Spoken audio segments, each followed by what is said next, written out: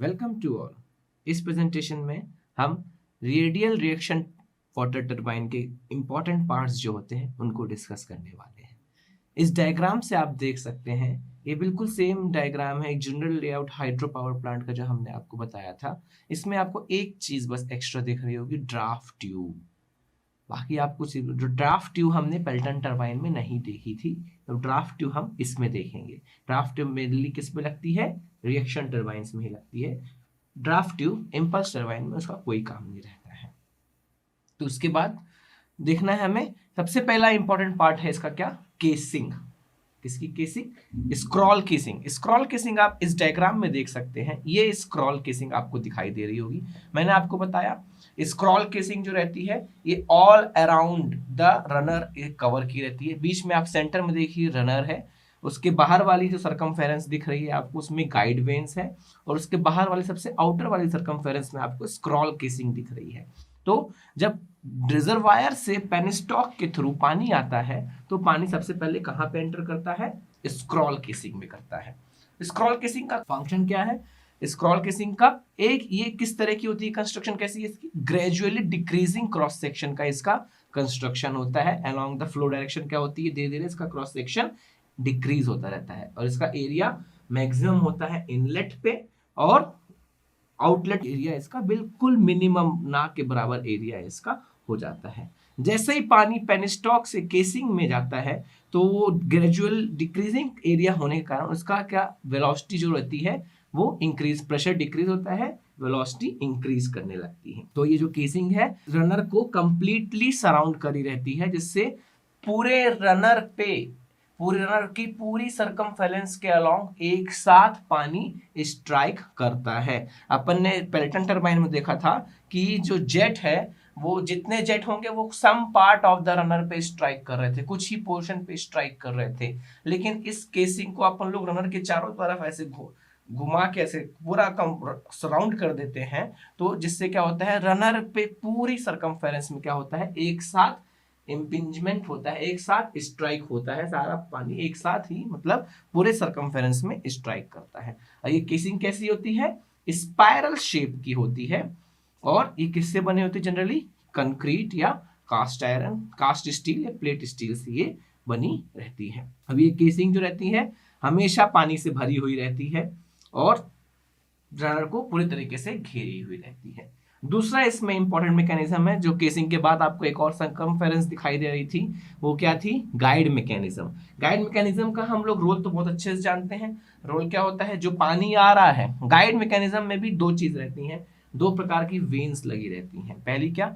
Stray veins, दूसरी guide veins. Stray veins क्या रहती हैं? बिल्कुल फिक्स्ड वेन्स रहती हैं, बिल्कुल स्टेशनरी, इसमें बिल्कुल भी अपन लोग मूवमेंट नहीं करा सकते। ये किस लिए होती हैं? जो केसिंग से पानी रनर के तरफ जा रहा है, अब वो पानी जो है स्मूथली उसको क्या करे? स्ट्राइक करे विदाउट एनी शॉक, बिल्कुल एक अप्रोप्रिएट एंगल पे स्ट्राइक करे, जिसके कारण ये जो गाइडेंस है कौन प्रोवाइड करता है? गाइड मैकेनिज्म करता है। अब स्ट्रे वेन्स जो रहती हैं बिल्कुल फिक्स रहती हैं, इसमें कोई मूवमेंट नहीं हो पाता, लेकिन जो गाइड वेन्स रहती हैं उसके एंगल्स में अपन लोग मूवमेंट कर सकते हैं, जिससे अमाउंट ऑफ वाटर कितना स्ट्राइक करवाना है रनर के ऊपर वो रेगुलेट किया जा सके।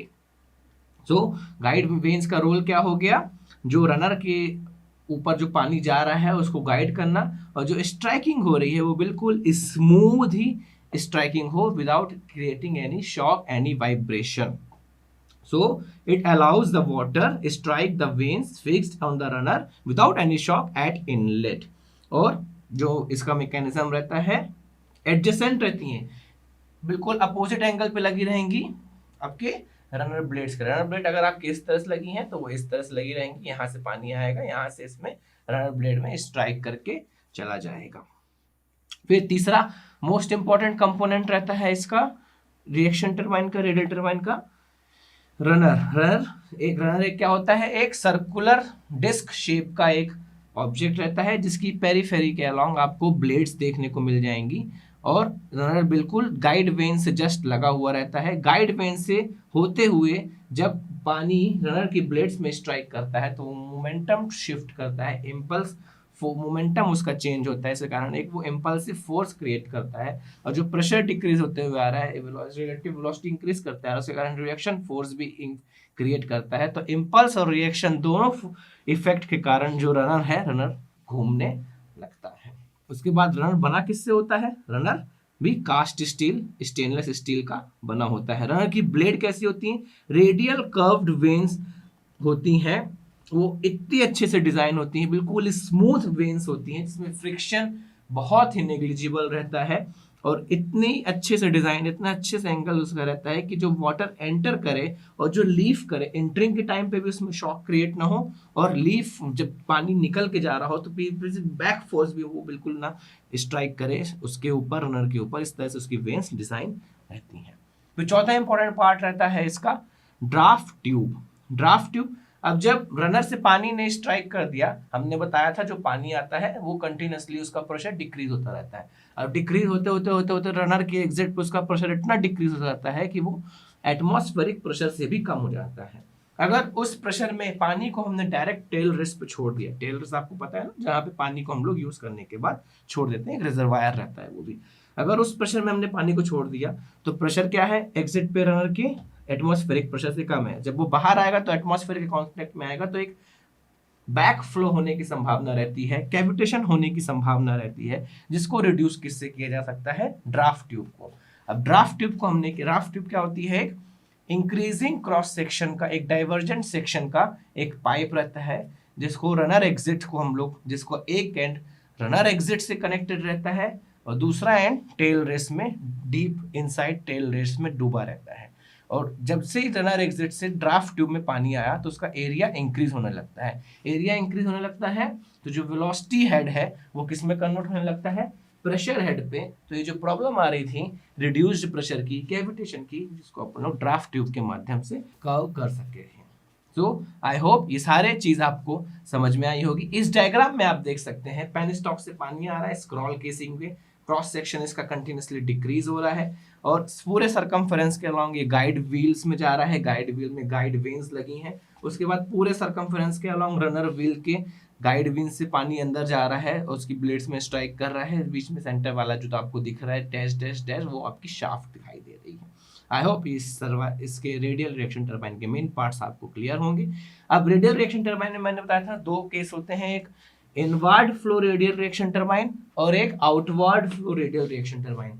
इनवर्ड फ्लो मतलब यदि पानी बाहर से अंदर की तरफ, मतलब आउटर पेरिफेरी से टुवर्ड्स द सेंटर की तरफ आए और फिर एग्जिट भी बाहर की तरफ से ले ले, तो उसको बोलते हैं inward flow radial reaction turbine. और अगर आउटवर्ड में क्या होता है? इनर पेरिफेरी से पानी आउटवर्ड की तरफ जाए, स्ट्राइक करे और आउटसाइड से ही बाहर गिर जाए टेल रेस में, तो उसको बोलते हैं outward flow reaction turbine. Generally mostly जो यूज होती है इनवर्ड फ्लो रिएक्शन टरबाइन है। आउटवर्ड फ्लो रिएक्शन टरबाइन आज के ज़माने में ऑब्सोलीट हो चुकी है, काफ़ी कॉम्प्लिकेटेड थी वो, उसमें ऑपरेशन थोड़ा डिफिकल्ट था। उसके बाद इनवर्ड फ्लो जो आई, इनवर्ड फ्लो ही मैक्सिमम आज की डेट में इस्तेमाल हो रही है, आउटवर्ड फ्लो आपको देखने को नहीं मिलेगी। I hope radial reaction flow turbine का आपको पार्ट्स क्लियर होंगे। Thanks for paying your attention.